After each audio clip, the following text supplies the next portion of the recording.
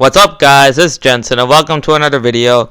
So we're about 12 days away from NFL free agency, and one of the bigger free agents on the market in terms of name value is definitely going to be Phillip Rivers.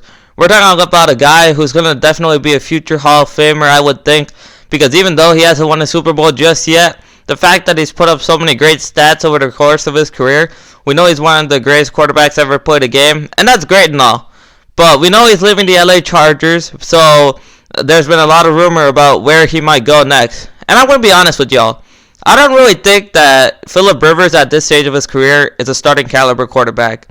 Because when we look at him last year, man, he showed a ton of decline. We're looking at a stat line of 23 touchdowns with 20 interceptions.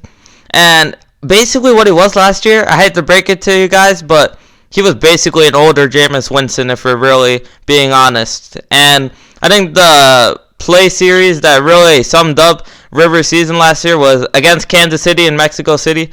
They had a chance to win the game. Phillip Rivers, on his first throw, he makes a great throw to Mike Williams down the field. It was about a 30-yard gain, and he looked absolutely great. And then he eventually threw the game-winning interception, and it was a pretty bad decision. And I was just wondering what he was thinking, because the great Phillip Rivers, we wouldn't expect him to throw an interception like that. That's what it's really come down to. When we look at Phillip Rivers, I'm going to be honest with y'all. I don't want to see him starting in Indianapolis.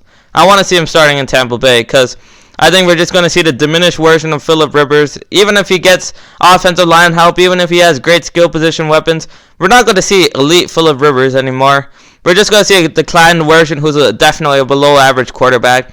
That's why I think he should be a backup quarterback, honestly. And I don't know if he's willing to take the ego hit, but if he's willing to humble himself and become a backup quarterback, I think the best option is definitely going to be the Philadelphia Eagles. Because when we look at that roster, they have Carson Wentz there, and I think that dude is an absolute superstar. If he can stay healthy, I think that he's going to be the future of the quarterback position, along with a guy like Patrick Mahomes, Lamar Jackson, Deshaun Watson. He's going to be up there with those guys, because that's the type of talent he has. But I mean, we just know that he can't stay healthy. So even though that none of us wishes upon him, what if Carson Wentz gets injured midway through the season? Now, my problem with Phillip Rivers being a starter is that I don't think that he could take you 16 games through the regular season and get you into the playoffs. And then even if he does do that, I don't think that he'll have enough left in the tank after that to be able to get you through 3 or 4 games and get you to a Super Bowl. I don't think that Phillip Rivers has it in them right now at this stage of his career. But let's just say, and none of us are wishing this, but what if Carson Wentz, based on injury history he's had in the past, what if he gets injured around week 10 or week 11? I mean, certainly Phillip Rivers is a backup. He can maybe take over from there, have a Nick Foles-like run. Maybe he could get them into the playoffs the way we saw Nick Foles do a couple of times. Obviously, the first year in the Super Bowl year, but after that, when they made a run, almost beat the Saints in the Super Bowl dome.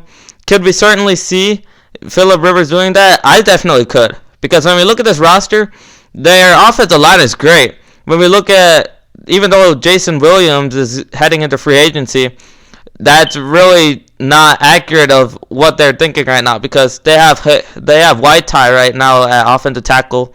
He'll probably be there, and he's very solid. Then we look at Lane Johnson. He's one of the best right tackles in the NFL. Jason Kelce is obviously the best center in the NFL right now. I don't think there's any debate. He's an absolute superstar on that center position right there. So when you look at the skill position weapons, Alshon Jeffrey should be back and healthy. Deshaun Jackson can still burn you down the field. And then you have the tight end duo who's absolutely spectacular. We're looking at Zach Ertz and Dallas Goedert.